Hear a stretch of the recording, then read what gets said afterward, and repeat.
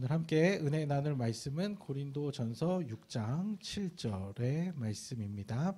우리 한 목소리로 함께 봉독하도록 하겠습니다.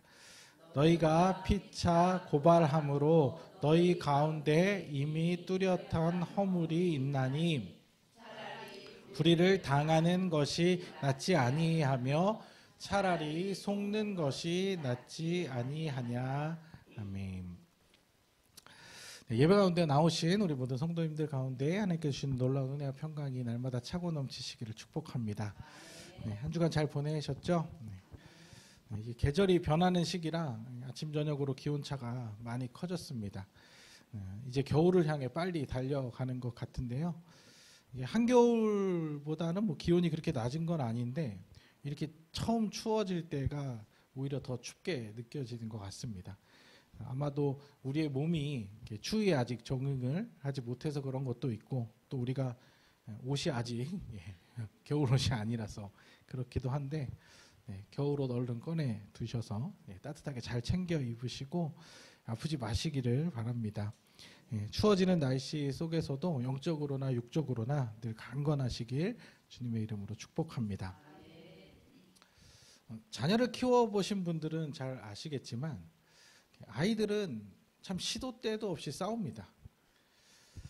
아이들을 이렇게 잘 관찰해 보면 뭐 어떨 땐 너무 잘 놀고 재미있게 잘 지내는 것 같은데 그러다가도 금방 돌아서면 싸우고 있을 때가 있어요. 그러니까 이제 막 재미있게 서로 막 장난치다 보면 이렇게 약간 흥분하게 되고 또 감정적이게 되고 그러다 보니까 막 시끄러워지고 행동이 커지고 이러다가 결국에는 그러다가 이제 한번 뭐가 또 부딪혀갖고 다툼이 생깁니다. 그러면 이제 아이들은 또 자기들끼리 이게 해결이 안 되니까 엄마 아빠한테 이제 이르러 찾아오죠.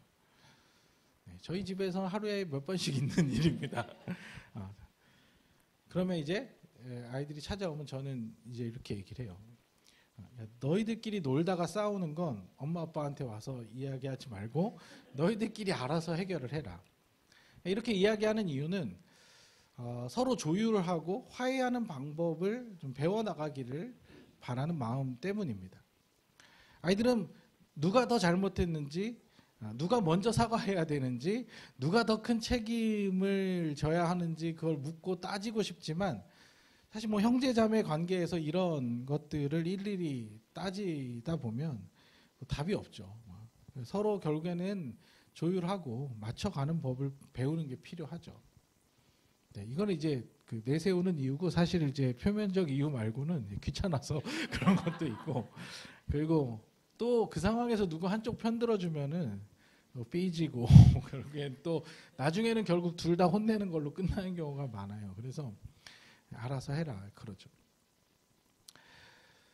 우리가 또 사회생활 하고 또 이렇게 같이 사람들이랑 또 살아가게 되는 그 이제 준비 과정에서 가족 공동체 안에서 이런 일들을 어떻게 잘 조율하고 해결하느냐 이거 참 중요한 부분이거든요. 관계를 아예 끊고 그냥 완전히 갈라설 생각이 아닌 다음에야 서로 맞춰가는 그런 훈련을 하는 것이 필요하다는 것이죠. 오늘 살펴볼 고린도전서 6장을 보면 고린도 교회 안에 이런 어린 아이들이 하는 일 같은 그런 상황이 벌어집니다.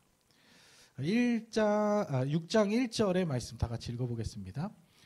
너희 중에 누가 다른 이와 더불어 다툼이 있는데 구태여 불의한 자들 앞에서 고발하고 성도 앞에서 하지 아니하냐. 그 앞에서도 살펴봤듯이 고린도 교회 안에는 여러 분열의 문제들을 비롯해서 또 윤리적인 판단이 필요한 그런 문제들이 많이 있었습니다.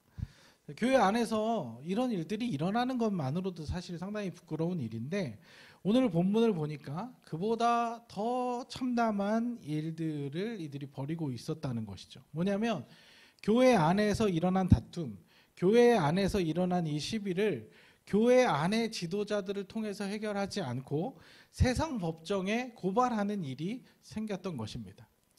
그래서 바울은 이 일에 대해서 아주 불같이 따져 묻는 것을 살펴볼 수 있습니다. 오늘 지금 이제 읽었던 1절에서도 하지 아니하느냐 뭐 이렇게 얘기를 하잖아요. 근데 이게 8절, 7절, 8절까지 그냥 계속 뭐뭐 했냐, 뭐뭐 했냐 이런 식으로 계속 따져 묻는, 아주 강하게 따져 묻는 것을 살펴볼 수 있습니다. 제가 빠르게 읽어드릴게요. 성도가 세상을 판단할 것을 너희가 알지 못하느냐? 세상도 너희에게 판단을 받겠거든 지극히 작은 일 판단하기를 감당하지 못하겠느냐? 우리가 천사를 판단할 것을 너희가 알지 못하느냐? 그러하거든 하물며 세상 일이랴. 그런즉 너희가 세상 사건이 있을 때에 교회에서 경히 여김을 받는 자들을 세우느냐? 내가 너희를 부끄럽게 하여 이 말을 하노니 너희 가운데 그 형제 간의 일을 판단할 만한 지혜 있는 자가 이같이 하나도 없느냐? 형제가 형제와 더불어 고발할 뿐더러 믿지 아니하는 자들 앞에서 하느냐? 너희가 피차 고발함으로 너희 가운데 이미 뚜렷한 허물이 있나니 차라리 불의를 당하는 것이 낫지 아니하며 차라리 속는 것이 낫지 아니하냐? 너희의 불의를 행하고 속이는구나. 그는 너희 형제로다. 계속 막 따져 묻는 거죠. 5절을 보면 너희를 부끄럽게 하려고 내가 이 말을 한다. 이렇게까지 이야기를 하는 거예요. 이런 일 자체가 교회로서 아주 부끄럽고 수치스러운 일이라는 것이죠. 이는 그들이 영적으로 아주 어린아이와 같은 미성숙한 상태에 있다는 것을 보여주는 모습입니다. 다툼은 얼마든지 일어날 수 있습니다. 우리는 다 부족하고 연약한 인간들이기에 실수할 수 있고 잘못할 수 있습니다. 문제는 다툼이라는 것이 결국에는 끝까지 자기 잘못을 인정하지 않기 때문에 생겨나는 일입니다. 내가 맞다는 거죠. 나는 맞고 상대방은 다 틀렸다는 것입니다. 이걸 증명해내려고 하니까 다툼이 생기는 것입니다. 그러면 그랬을 때 누가 맞고 누가 틀렸다 이렇게 정리를 해주면 그럼 이제 다툼이 끝나야 되잖아요. 근데 끝날까요? 좀 억울하고 속상하더라도 그렇게 결정이 내려진 거에 대해서 다 받아들이고 인정을 하게 됩니까? 보통은 이제 합의라고 하죠. 그러니까 한 발씩 다 양보해서 서로 원하는 결과를 얻어내지는 못하고 조율하는 거잖아요. 근데 이제 끝까지 자기 고집을 내세워 자기 주장을 하다 보면 절대 이게 수습이 될 수가 없는 겁니다. 그렇게 받아들이고 인정하는 것까지만 잘해도 다툼이라는 것이 그렇게 크게 번지지는 않은데 그러지를 잘 못한다는 것입니다. 분명 고린도 교회 안에서도 지도자들을 통해서 이런 문제들에 대해서 어떤 가이드라인이 분명히 정해졌을 것입니다. 어떤 방법으로 해결을 할지 정리를 해줬을 것입니다. 왜냐하면 그 안에 지도자들이 있었으니까요. 그런데 세상 법정으로 지금 이 문제를 가지고 갔다는 건 뭡니까? 그 말을 안 듣겠다는 거죠. 교회 안에서 제시해준 해결책에 대해서 받아들이지 않겠다는 것입니다. 그래서 세상 법정에 나가서 내가 맞다는 결과를 꼭 들어야겠다는 것입니다. 자, 그러면 세상 법정에서 그렇게 해가지고 결과가 자기한테 불리하게 나왔어요. 그러면 어떻게 될까요? 그러면 이제 끝을 낼까요? 저는 그러지 않을 것 같아요. 결국에는 어디선가 자기가 옳다는, 자기가 옳았다는 이야기를 들을 때까지 포기하지 않고 악착같이 고집을 피우게 될 것입니다. 그러니까 다툼이라는 것은 끝이 날 수가 없는 거죠. 그래서 우리 막내가 저한테 와서 아주 막 억울하게 막 맨날 토로를 해요. 막. 그 얘기만 들으면 언니가 크게 잘못한 것 같아요. 그래서 이제 그 말만 듣고 이제 언니한테 가서 언니의 입장을 막 들어보잖아요. 양쪽 얘기를 들어보면 이제 부모로서 이제 큰 그림이 어떤 상황인지 이게 대충 파악이 된단 말이에요. 그렇다고 해서 거기서 이제 판단을 내려주면 야, 이번에는 너가 좀 더 잘못한 것 같아. 이번에는 너가 잘못한 것 같아. 딱 판단을 내려주면 애들이 아버지께서 그렇게 이야기를 하시니 이번 일은 제가 잘못한 것 같습니다. 다음부터 시정하도록 하겠습니다. 이렇게 나오지를 않아요, 절대로. 그냥 삐져가지고 막 울고 불고 막 아빠는 내 마음을 몰라준다고 왜 언니 말만 듣냐고 왜 제 말만 듣냐고 막 그러면 이제 막 한편으로 안쓰럽기도 하고 한편으로 막 확 짜증이 나기도 하고 이러는 거죠. 그러니까 왜 그러냐? 어려서 그런 거예요. 어려서. 상대방의 입장을 헤아릴 수 있는 능력이 안 돼요. 전체적인 상황을 객관적으로 볼 능력이 안 되는 거예요. 그러니까 자기 눈앞에 일어난 일, 자기 감정 밖에는 헤아릴 수 없는 어린 미숙한 존재이기 때문에 그렇다는 것이죠. 그러니까 어린 아이들이 어리게 구는 거, 그거는 잘못된 게 아니에요. 부끄러운 일도 아닙니다. 어리니까 그럴 수 있는 거예요. 그런데 다 큰 성인이 이렇게 어린아이 같이 자기 앞만 보고 자기의 입장만 생각한다면 굉장히 부끄러울 수 있는 일인 거죠. 더 나아가서 그냥 성인이 아니라 윤리적, 도덕적 기대치가 조금 더 높은 그리스도인들이, 성도들이 그렇게 행동한다면 아주 민망스럽고 수치스러운 일이 되어 버린다는 것이죠. 아니, 하나님을 모르는 사람들이 세상적 기준에 따라서 자기 유익을 위해서 막 목에 핏대 높여가면서 끝까지 싸우는 건요, 뭐 우리가 자주 봤지 않습니까? 세상이 원래 그런 이치로 절대 자기 손해 보지 않는, 절대 자기 것은 자기가 지켜야 하는 이제 그런 세상, 그런 바닥이니까 좀 화가 나고 보기에 좀 받아들이기 힘들어도 그냥 그렇다 치고 넘어갈 수는 있죠. 근데 그리스도인은 그러면 안 되잖아요. 그러니까 우리가 한 번의 데미지를 더 받는 거죠. 그렇게 누군가 막 부딪혀서 그랬는데 알고 보니까 교회 열심히 다니시는 분이래 이러면 이제 데미지가 더 크잖아요. 왜냐? 예수님께서 우리에게 보여주신 삶의 모습이 뭡니까?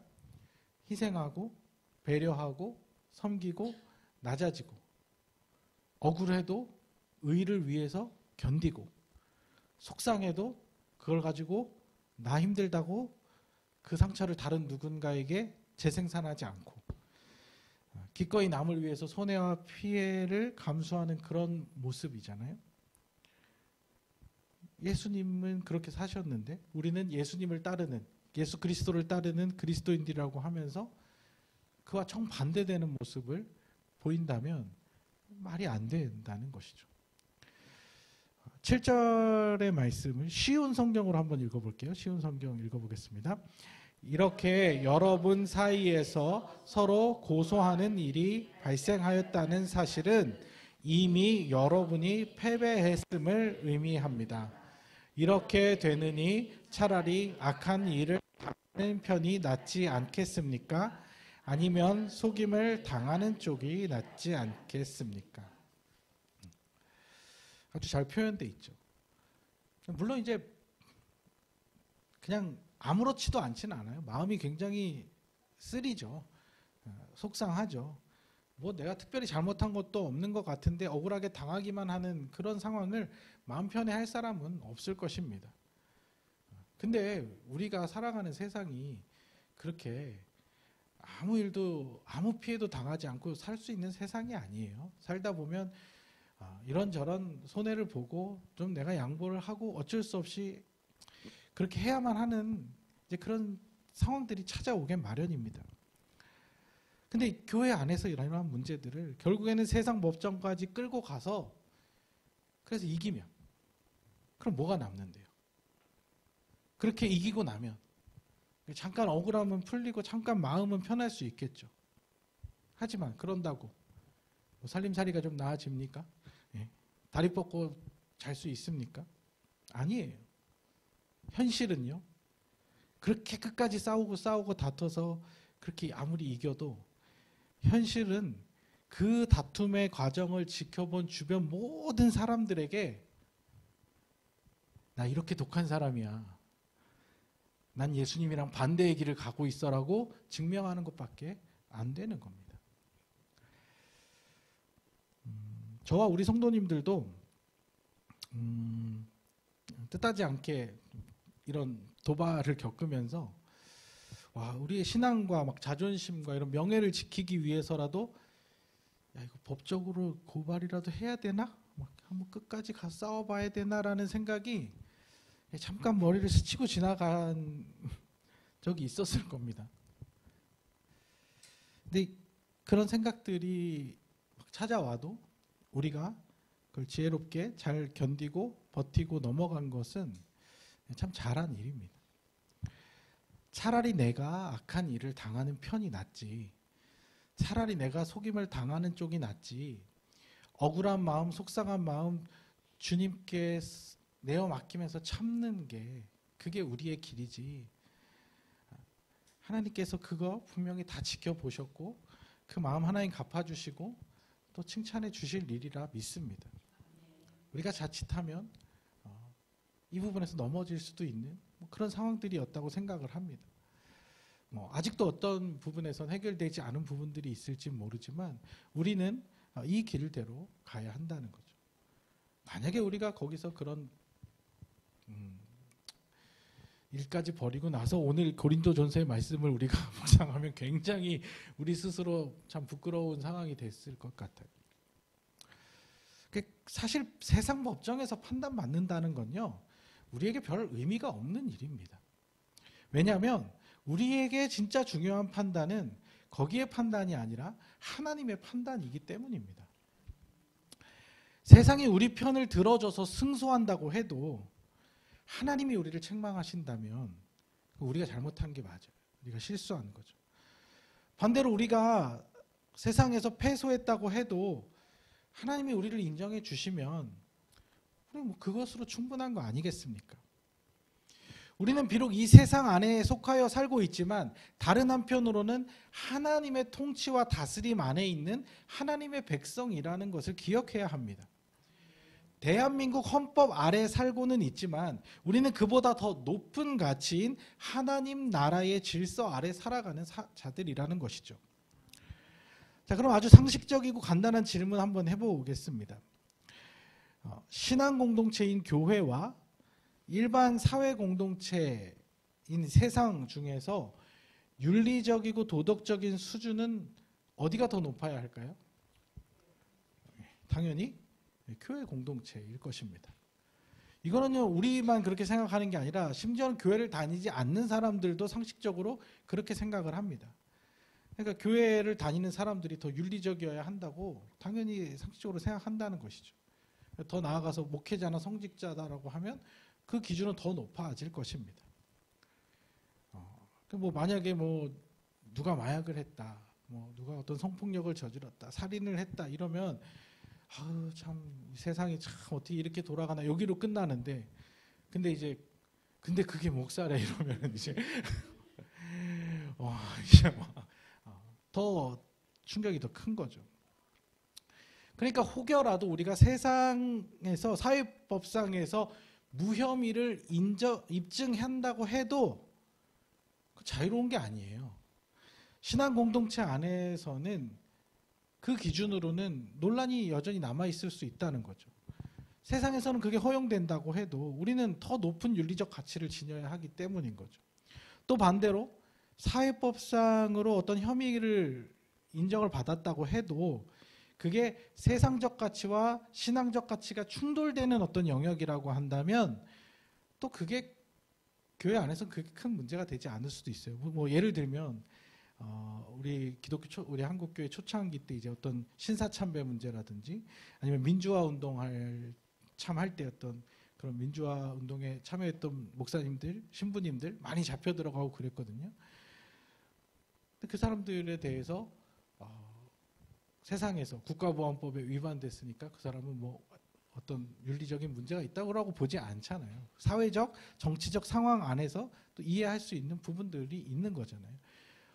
바울도 감옥 가고 베드로도 감옥 가고 그 당시에 어떤 그 세상의 권세에 정말 의를 위해서 싸우다가 이런 일들 있을 수 있잖아요. 그러니까 어떻게 보면 교회 공동체와 세상의 어떤 그런 논리가 완전히 어떤 다른 개념일 수 있다는 거죠. 이것을 교회 공동체의 논란을 세상 법정으로 가져가는 것 자체가 원천적으로 성립이 될 수 없는 아무 상관없는 일이 될 수 있다는 것이죠. 그러니까 우리 중에 솔직히 사회법상으로 심각한 범법자가 누가 있겠습니까? 없겠죠. 없을 겁니다. 근데 그렇다고 해서 우리가 하나님 앞에 떳떳한 의인입니까? 그렇게는 말할 수 없잖아요. 또 혹시라도 우리 중에 신상에 빨간 줄 이제 그어진 사람이 있다 하더라도 예수 그리스도 안에서 완전히 삶을 돌이켜서 새로운 삶을 추구하는 정말 신앙의 안에서 새롭게 변화된 존재로 살아가는 성도님들이 있다면 우리가 그 과거의 문제를 굳이 들춰내서 이 사람 이런 사람이었다라고 우리가 정죄하고 낙인 찍을 이유가 뭐가 있겠습니까? 사랑하고 용납하는 것이 우리 공동체의 할 일이잖아요. 그러니까 정리해 보면 세상과 신앙의 질서가 이렇게 좀 양립한다고 볼 수 있고, 근데 그런 것 같지만 이걸 또 윤리적인 측면에서 본다고 하면 하나님 나라의 질서를 따라 사는 것이 훨씬 더 우위에 있다는 거죠. 말씀을 따라 하나님을 기쁘시게 하면서 살면요, 세상 법정에서 걸릴 만한 일들은 당연히 안 하게 되는 거죠. 다만 어떤 정치적이고 어떤 사회적인 시대적인 어떤 그런 상황에 따라 뭐 억울한 일들이 생길 수는 있어도 윤리적인 차원에서는 그렇게 될 일이 거의 없다는 겁니다. 그러니까 하나님의 질서를 따른다는 것은 내 이기적인 욕망과 죄성을 다 버리고 오직 하나님의 의를 따라 살겠다고 결심하고 다짐하는 거잖아요. 그러니까 결국 우리는 세상의 질서보다 훨씬 더 고차원적인 그런 하나님 나라의 질서, 하나님의 통치와 다스림 안에 있는 존재가 되었다는 거잖아요. 그러니 이제 그거는 사실 세상 법정에서의 어떤 사회적 법의 문제랑은 상관이 없는 거죠. 그래서 바울은 그런 면에서 그리스도인들의 태도가, 그리스도인의 삶의 모습이 어떠해야 되는지 이제 9절부터 11절까지 해서 또 이어서 이야기를 하고 있는데 11절 말씀을 한번 볼게요. 너희 중에 주 예수 그리스도의 이름과 우리 하나님의 성령 안에서 씻음과 거룩함과 의롭다. 그러니까 여기서 이와 같은 자들은 이제 앞에 9절과 10절에서 나오는 자들을 다 받아서 이와 같은 자들이라고 한 거예요.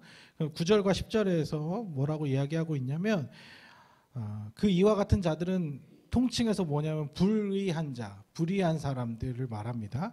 그리고 그 불의한 자라고 할 때 그 불의에 포함되는 내용이 뭐냐면 음행, 우상숭배, 간음, 탐색, 남색, 도적, 탐욕, 술취함, 모욕, 사기입니다.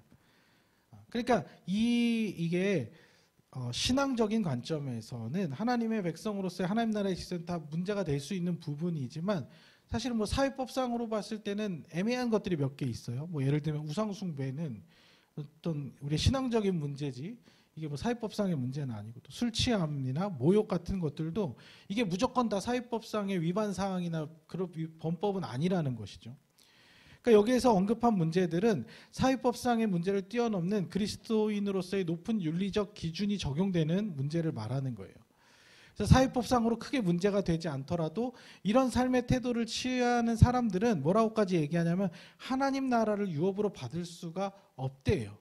왜냐하면 이런 것들을 하나님 싫어하시는 거니까, 하나님 기뻐하지 않으시는 거니까. 그런데 우리 그리스도인들 중에도 과거에 이런 삶에 빠져 살았던 사람들이 꽤 많았다는 거예요. 그러니까 교회 안에도, 믿음의 공동체 안에도 과거에는 사기치던 사람, 우상숭배하던 사람, 간음했던 사람, 탐색이나 남색이라는 것은 동성애를 말하는 거예요. 그러니까 심지어는 동성애를 했던 사람, 도적질 하던 사람 등등등 완전 윤리적으로 봤을 때 참 밑바닥에 있는 그런 사람들이 지금 다 변화돼서 교회 공동체 안에 있다는 거예요. 왜냐? 과거에는 그렇게 살았었지만 하나님께서 그들을 거룩하다고 의롭다고 보혈로 씻어주셔서 하나님께서 주의 백성으로 삼아주셨기 때문이라는 거예요. 예수님의 이름과 성령으로 깨끗하게 씻어주셨다는 거죠. 왜 그러셨냐? 우리의 존재 자체가 이제 더 이상 세상에 속한 사람이 아니고 하나님의 자녀가 된 것을 받아들이고 이젠 과거의 그런 삶이 아니라 더 높은 윤리적인 가치인 하나님 나라 질서를 따라 살기로 작정한 사람들이기 때문에. 그러니까 이제 교회는 뭐 원래부터 깨끗한 사람, 원래부터 윤리적으로 좀 수준이 높은 사람만 교회를 와야 되는 게 아닌 거죠. 아무나 누구나 사실 다 올 수 있는 곳이 교회 공동체입니다. 뭐 이래서 못 오고 저래서 못 오고 그런 그런 어떤 담 자체가 없어요. 하나님은 모든 사람이 다 하나님의 자녀가 되기를 바라십니다. 그런 구별은 절대 없어요. 과거에 어떤 삶을 살았는지조차도 사실 문제가 될 게 없어요. 그런데 문제는 뭐냐? 과거가 문제가 아니라 앞으로의 삶, 미래의 삶에 대해서는 조금 달라요. 내가 하나님을 믿기로 작정했다는 것, 그래서 교회 공동체에 속하기로 했다는 것, 내가 하나님 나라의 질서를 받아들이겠다라는 그거는 이제는 내가 세상법 지키는 정도를 넘어서서 더 고차원적인 하나님 싫어하시는 불의한 삶의 태도 자체를 버리겠다는 것. 하나님이 기뻐하시는 의로운 삶을 살겠다고 내가 다짐하고 인정하고 결단했다는 의미거든요. 그게 되지 않은 상태에서 오랫동안 교회를 다닌다고 해서 내가 하나님의 백성이 되는 게 아닌 거예요. 이 개인적인 하나님과 나와의 어떤 결단, 이 의지, 이게 분명히 필요하다라는 것이죠. 그러니까 그리스도인의 삶은 단순히 죄 하나를 짓냐 아니냐 따지면서 그냥 겨우 죄나 안 짓고 살아가는 정도가 아니라 그걸 뛰어넘어서 적극적으로 의를 행하는 사람, 적극적으로 하나님이 기뻐하시는 일에 열정을 내는 사람을 말하는 거예요. 조금 쉽게 설명드리면 예를 아주 단편적인 예인데 옛날에 그 공포 영화 중에 이런 소재가 있었어요. 시리즈로도 많이 나왔는데 더 퍼지라는 영화 시리즈예요. 이게 뭐냐면 12시간 동안 살인을 비롯한 모든 범죄가 허용되는 날이 생긴 거예요. 과거에, 미래의 어떤 상상력이죠. 그게 하루 12시간이에요. 이날만큼은 무슨 범죄를 저질러도 처벌을 받지 않아요. 어떤 일이 일어났을까요? 지금 이제 가면이 이게 나오는데 그날은 이제 가면을 쓰고 내가 죽이고 싶었던 사람 찾아가서 죽이는 거예요. 또 가난한 사람들은 약탈하고 빼앗고 있는 사람들 거 다 빼앗아서, 왜냐하면 12시간 동안은 그러니까 한편에서는 막 분노에 차서 복수와 살인과 약탈과 강도짓을 하고 한편에서는 그걸 안 죽으려고 이제 숨고 그러면서 이제 그 이제 공포 영화예요. 그래서 막 이런 영화가 또 인기가 있어갖고 시리즈가 몇 개가 다 나왔어요. 아주 극단적인 설정이잖아요. 근데 그리스도인은요, 이런 날이 와도 이런 날이 찾아와도 그날도 하나님 기뻐하신 대로 사는 거잖아요. 아싸, 아싸, 네. 이건 하나님께서도 눈 감아 주실 날이야, 막 이렇게 생각할 수 없는 거잖아요. 그러니까 우리가 앞에서 4장, 5장까지 해서 계속 앞서서 이야기했던 맥락과 같은 맥락이에요. 거룩한 삶의 가치를 따라 사는 거죠. 우리는 그냥 눈앞에 죄 안 짓고 그런 거에 매여 사는 게 아니라 어떻게 하면 더 하나님을 닮아 살까? 어떻게 하면 더 하나님의 성품을 닮아갈 것인가? 이런 거룩한 삶의 가치를 추구하는 사람들이라는 거죠.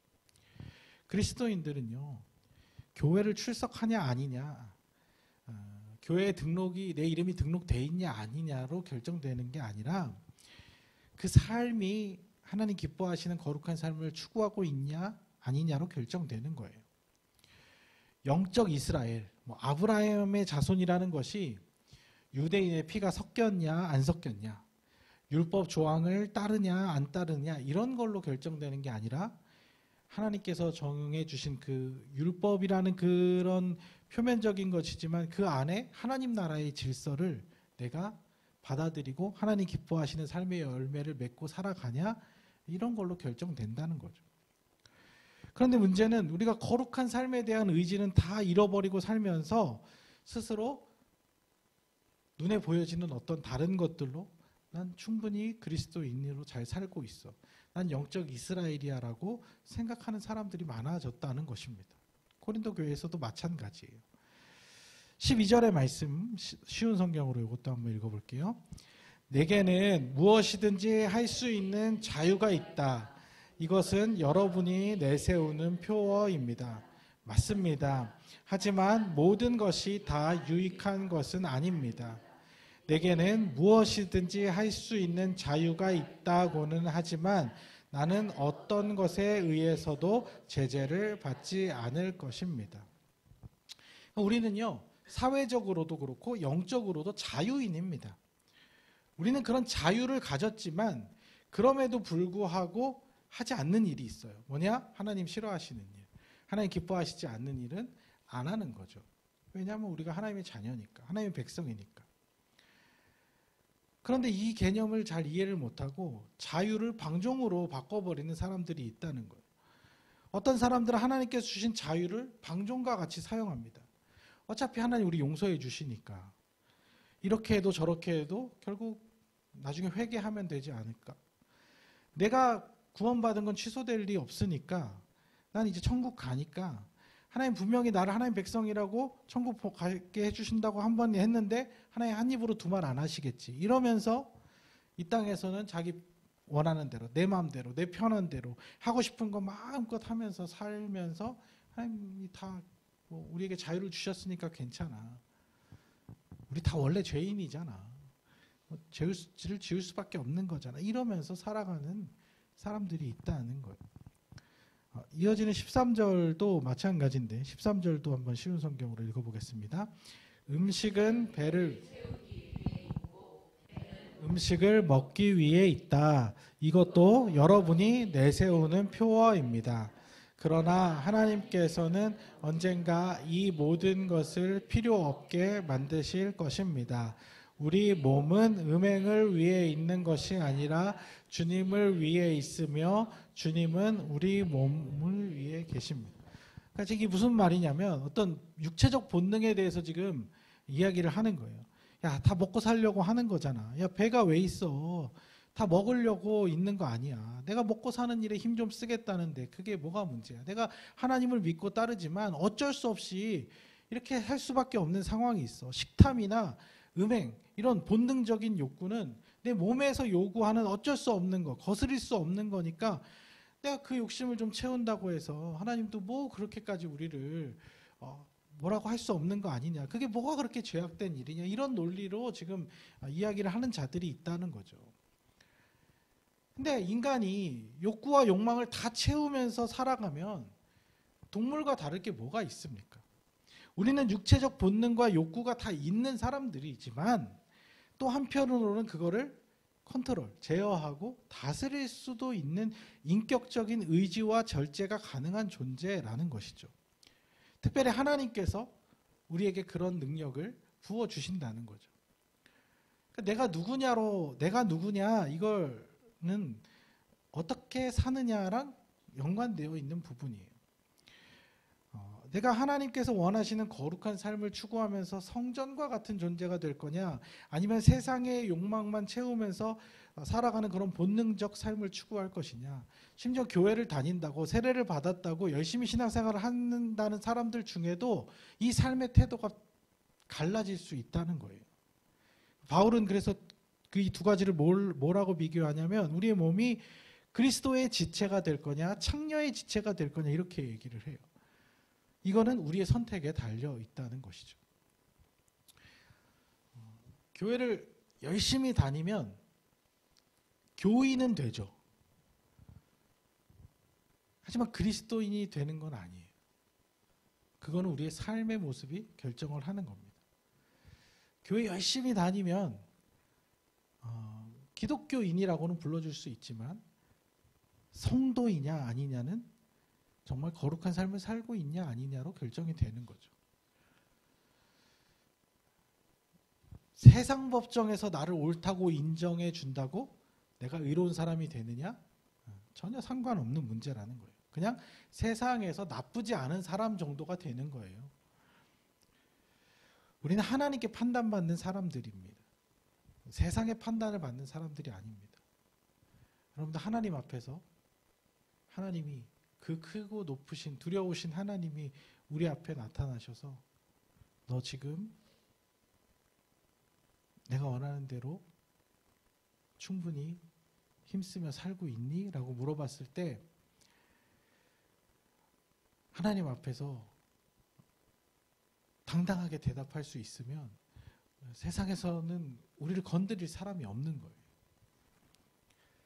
우리는 그 수준까지 가도록 힘쓰고 노력을 해야 한다는 거죠. 우리가 지금까지 살아온 삶이 또 앞으로 우리가 살아갈 삶이 정말 하나님 기뻐하실까? 기뻐하시는 삶일까? 그리스도인다운 삶일까? 바른 성도의 삶일까? 이걸 고민하면 세상이 우리를 뭐라고 얘기하든 우리는 그걸 다 뛰어넘을 수 있는 자들이라는 것입니다. 그러니 얼마나 교회 공동체가 세상 법정에 가서 옳고 그름을 따지는 것이 얼마나 수준 낮고 얼마나 유치하고 얼마나 어리석은 일이냐는 것이죠. 여러분들 하나님 앞에서 판단 받으시길 바랍니다. 누구도 판단할 수 없어요. 서로도 판단할 수 없고 목사인 저도 여러분들의 삶에 대해서 뭐라고 함부로 판단할 수 없습니다. 하나님만이 여러분들의 깊은 중심을 아시고 여러분들의 생각을 아시고 여러분들의 그 마음을 아시기 때문에 하나님 앞에서 거룩한 자녀로 인정받으시는 그런 삶을 끝까지 살아가시는 우리 성도님 되시기를 주님의 이름으로 간절히 축복합니다.